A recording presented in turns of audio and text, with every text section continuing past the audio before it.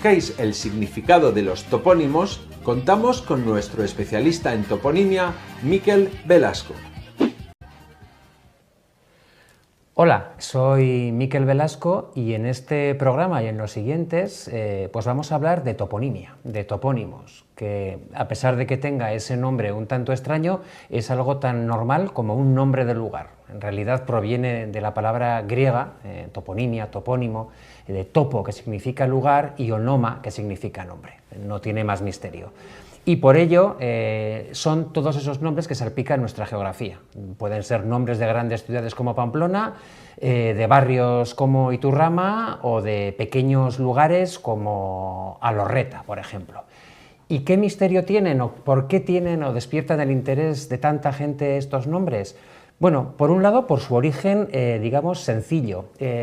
Todos estos nombres, en un principio, no despertaban ningún tipo de, iba a decir conflicto, me refería sobre todo a la hora de crearlos. La gente no se reunía en el pueblo para decidir cómo le llamaban a un grupo de piedras, a un bosque, sino que lo que directamente hacían era describirlo. Si en el lugar había encinas, y estas personas hablaban en euskera, pues le llamaban Arteaga o le llamaban Arteta, y con eso se arreglaban. La principal función de este nombre, de estos nombres, no era ser un nombre bonito original, sino orientarse. Era importante saber que tú tenías las ovejas en Arteaga o las tenías en Arteta, y al que te escuchaba te tenía que entender con precisión. Y ese es el origen de todos los nombres, ser una etiqueta precisa para denominar el territorio, independientemente de su significado, que lo tenían, porque hemos dicho que era una descripción de ese terreno. ¿Qué pasa con estos nombres? Que tienen una vida muy larga, mucha más de la que nos podríamos imaginar. Algunos, como Pamplona, ya sobrepasan los 2000 años, otros muchos ya andan por los 1500 o por los 1000, con lo cual estos nombres suponen que son pequeños tesoros, pequeñas fotografías de cómo era nuestro paisaje hace 2000, 1500, 1000 años. Y no solo una fotografía, una imagen, sino además con sonido, porque nos informan sobre qué lengua utilizaban nuestros antepasados para describir ese paisaje. La mayoría vamos a ver en estos programas que son en euskera, pero no nos faltan nombres en árabe, en celta o en romance.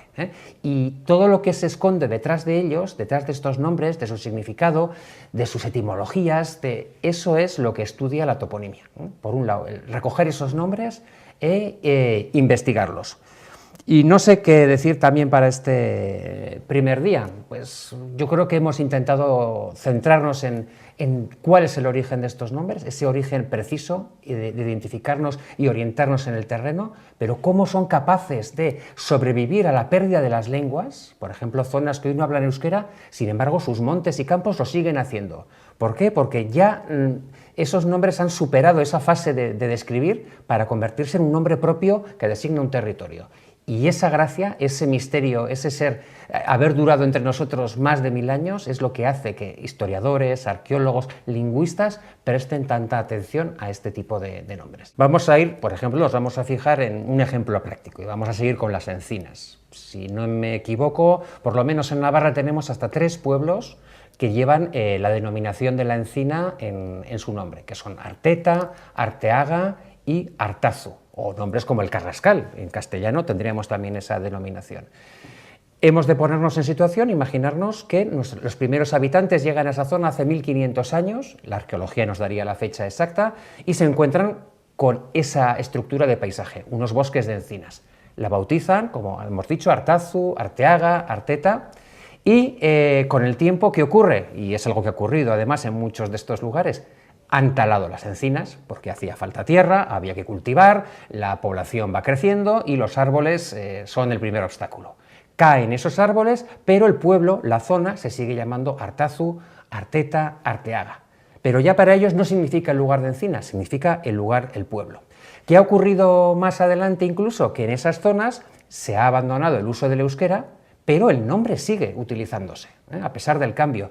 E incluso podríamos ir más adelante e imaginarnos una Navarra dentro de 100, 150 años que ya no habla castellano ni euskera, sino que igual habla inglés o a saber qué, y ese pueblo se seguiría llamando Artazu, Arteaga o Arteta. Esa es la grandeza que tienen estos nombres, cómo son capaces de sobrevivir a cambios en el paisaje, a cambios en nuestra cultura, a cambios en nuestra lengua.